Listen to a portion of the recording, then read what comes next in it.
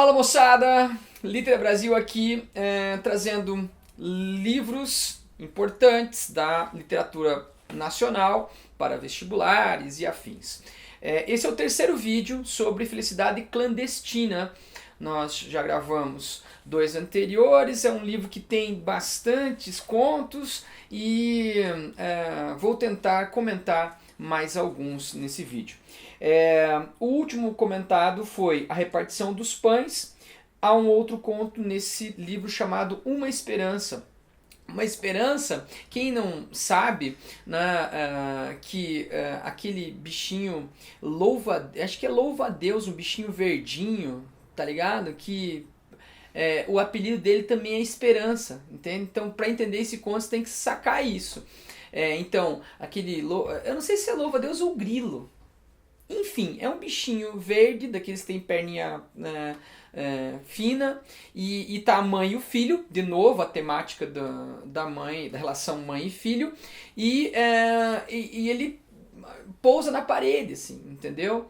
E daí uma aranha se aproxima dele. E daí o filho começa a falar com a mãe. Ó, mãe, olha a esperança vai ser morta, a esperança vai ser devorada, entendeu? E a mãe começa a falar, a esperança é frágil, a esperança pode morrer a qualquer instante. Pegou a manha da coisa? O filho está falando sobre o insetozinho lá e a mãe está falando sobre o sentimento. Então existe, né, essa dualidade, essa dicotomia aí entre o real, né, e sei lá, o sentimento. Tudo bem? Vamos para frente. Outro conto é Macacos. De novo, relação mãe e filho e o tema da infância. A mãe compra um macaco para os filhos brincarem. Tem esse negócio de comprar bicho para os filhos brincarem, né? Lá no região estrangeira tem o pinto, né? O pintinho, e aqui tem o macaquinho. Aí o macaquinho é muito malandro e tal, fica fazendo coisa na frente das crianças, a mãe acaba dando o macaco. Aí eles ficam tristes, ela compra uma macaquinha, a Lisette. Né? E eles acham a Lisette a coisa mais linda, né? Fofinha, quietinha, só que eles percebem que na verdade ela não era quietinha, ela estava doente. Né? Aí vão levar uma noite lá a Lisette no veterinário e ela morre. Né? E daí a mãe conta para as crianças. E só que tem uma inversão aqui de papéis. Né? A mãe fica mais triste que os próprios filhos. E os filhos acabam consolando a mãe. Mãe, fica assim não. Seja forte. Você é bonita, mãe. Você é igual a Lisette. Que elogio, hein? Ah, então, Macacos, essa reiteração de temas aí que você tem no livro. Bom, Os Desastres de Sofia. Os Desastres de Sofia é um dos mais famosos contos da Clarice. Tem muitas temáticas aqui repetidas. A questão da infância, da passagem da infância para a adolescência, sei lá, uma menina que talvez seja aquela mesma menina ruiva dos outros contos, lá de Resto do Carnaval, Felicidade Clandestina mesmo, e ela tem uma relação conflituosa com o professor. Ela meio que tem uma paixão pelo professor, né?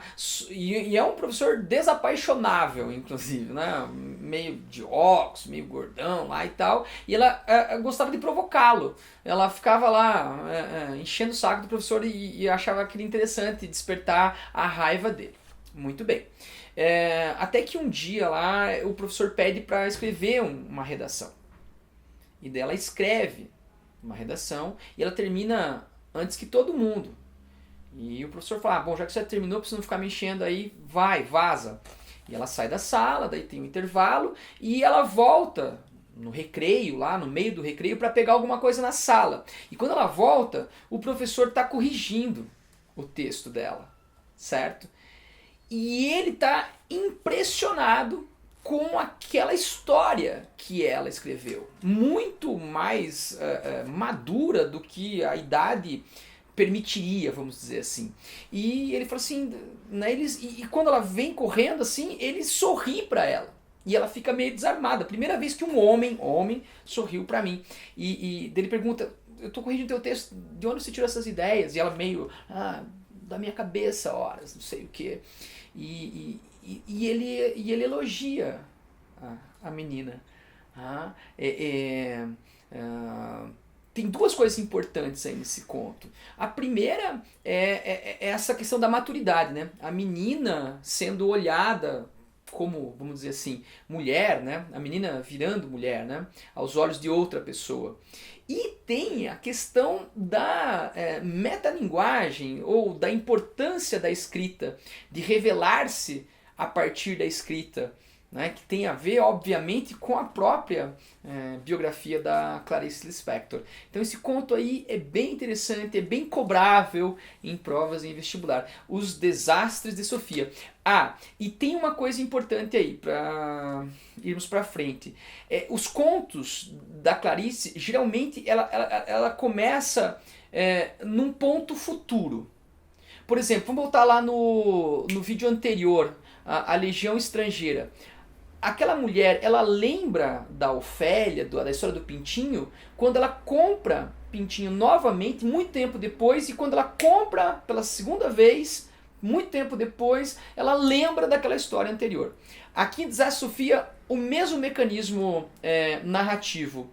Essa menina, já passados muitos anos, né, ela está com uns 14 anos, ela está na janela da casa dela e passa uma outra menina e fala: oi, você lembra daquele professor, meio gordão, meio estressadão que a gente tinha? Ela: lembro. Pois é, ele faleceu. E quando ela fala ele faleceu, a mente dela dá essa estilingada, né? E lembra daquela cena, e lembra daquele episódio. Então isso é mágico em Clarice, né? São esses pequenos momentos de lembrança que podem dar contos inteiros, romances inteiros, tá? Bom, fechou. Vamos pra frente. A Criada, alguns contos eu vou mais rapidinho. É uma história de uma empregada que rouba pequenas coisinhas dentro da casa em que trabalha, mas coisinhas de nada, assim, roubos inocentes. Como lá os 100 anos de perdão, roubar rosas, roubar pitangas, roubar pequenas coisinhas da casa, assim como comidinhas, assim, não merecem perdão, tá? Vamos pra frente. A Mensagem é um conto de amor adolescente, um menino e uma menina, essa relação de passagem da infância para a adolescência, descobrir-se a si em relação ao outro, na relação com o outro. Então a mensagem é a temática dessa relação entre adolescentes. Menino a Bico de Pena, de novo, é parecido com o conto Come Meu Filho, é uma mãe conversando com o seu filho, assim como o conto Uma Esperança, essa relação maternal, relação de mãe e filho, também se repete no conto Menino a Bico de Pena. Uma História de Tanto Amor. Pô, de novo, a relação familiar, a questão da infância e a questão dos animais. Se nós vimos lá um pintinho lá na Legião Estrangeira, se a gente viu os macacos no conto Macacos, agora a gente vai ver galinhas. É uma família lá, tem uma menina que tem 2 galinhas e ela ama as galinhas, a Petronilha e a Pedrina, uma coisa assim. E um dia ela chega em casa toda feliz para almoçar e a mãe fez a Petronilha pro almoço, entendeu? Ela fica deserdada de tristeza e a mãe tenta convencê-la: não, é certo comer animais, não sei o que, tal, desculpe os vegetarianos, mas é o que a mãe fala lá. E a segunda galinha, ela morre, ela fica triste, sofre, mas tem uma terceira galinha na história, depois que morreram as 2 primeiras, e que vai ser feita e que a menina vai acostumar-se com o fato de se alimentar desses animais. Tem uma simbologia que tem até uma citação aqui que eu vou mandar para vocês, né? A mãe fala assim, ó: quando a gente come os bichos ficam mais parecidos com a gente, estando assim dentro de nós. Tá? Quando na manhã seguinte Pedrina amanheceu dura de tão morta, a menina só então, entre lágrimas intermináveis, se convenceu de que apressara a morte do ser querido. E daí na terceira, ela come a terceira galinha, dizendo assim, ó: comeu-lhe a carne e bebeu-lhe o sangue.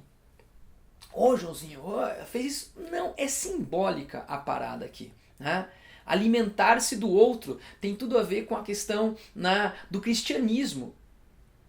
Quando você vai lá, principalmente os católicos, né, quando comungam do corpo e do sangue, né, comer do corpo, comer do sangue, tem essa questão de alimentar-se do corpo e sangue do outro. Tá? Vamos para frente. As Águas do Mundo é uma mulher que está sozinha e ela vai para o mar, para frente do mar, e ela de roupa, né, a praia deserta, bem de madrugada, sei lá, 6 horas da manhã, ela vai como se fosse um ritual, ela entra no mar, as ondas vão entrando assim, né, ela vai entrando no mar, as ondas vão batendo nela, ela vai entrando no mar, o mar vai entrando nela, e ela abaixa a mão e ela sorve goles, né, da água salgada como se estivesse bebendo o líquido espesso de um homem, né?